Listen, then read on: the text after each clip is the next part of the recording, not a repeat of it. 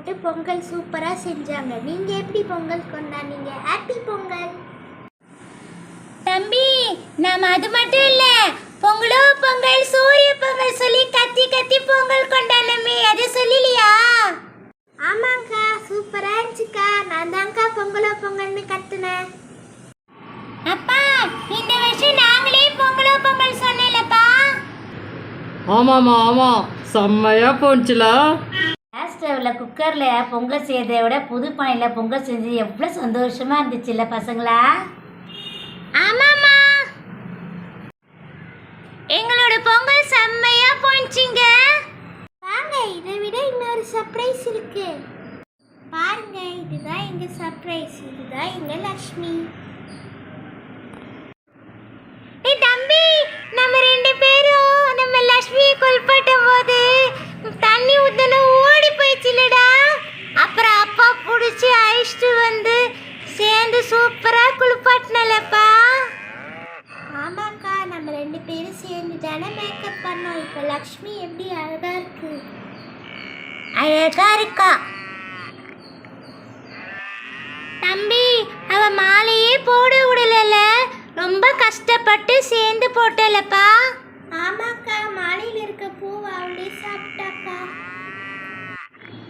எங்களுக்கு காணும் பொங்கல் ரொம்ப டிஃப்ரெண்டா போயிடுச்சு இல்லையாடா தம்பி? ஆமாக்கா. அப்பா, வெளியில எங்கேயாவது போலாம்ப்பா.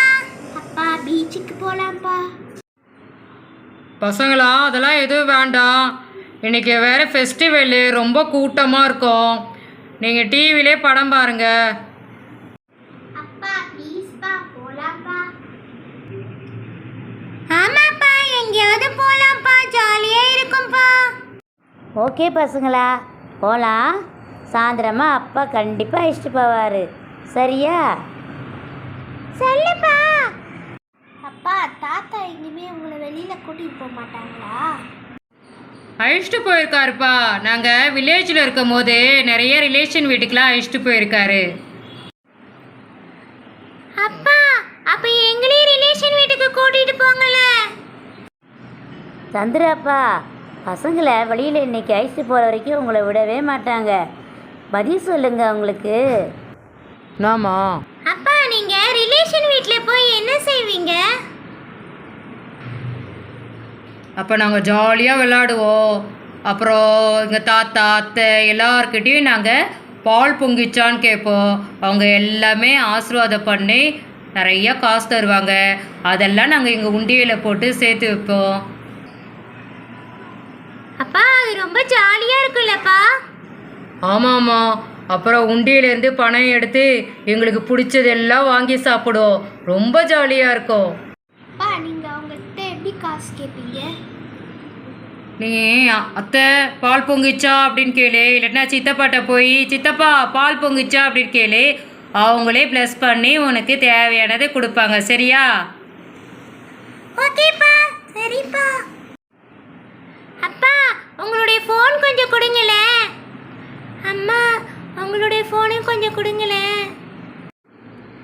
ஹலோ சித்தப்பா. Hello aunty. Hello aunty. Hello. ரெண்டு பேர் என்ன பண்ணுறீங்க? அப்பா, ஆன்டி கிட்ட பால் பொங்கிச்சான்னு கேட்டப்பா. அப்பா 500 ஆன்டி போட்டு விட்டாங்கப்பா ஜிபேல. அப்பா, எனக்கும் தாத்தா 500 போட்டு விட்டாருப்பா. அக்கா, தாத்தா எனக்கும் 1000 ருபீஸ் போட்டு விட்டாங்கக்கா. அப்படியே தம்பி, இரு நானே பாட்டிக்கிட்டையும் கேட்குறேன். வாவ், சூப்பராக இருக்கு, ரொம்ப நல்லா இருக்குமா.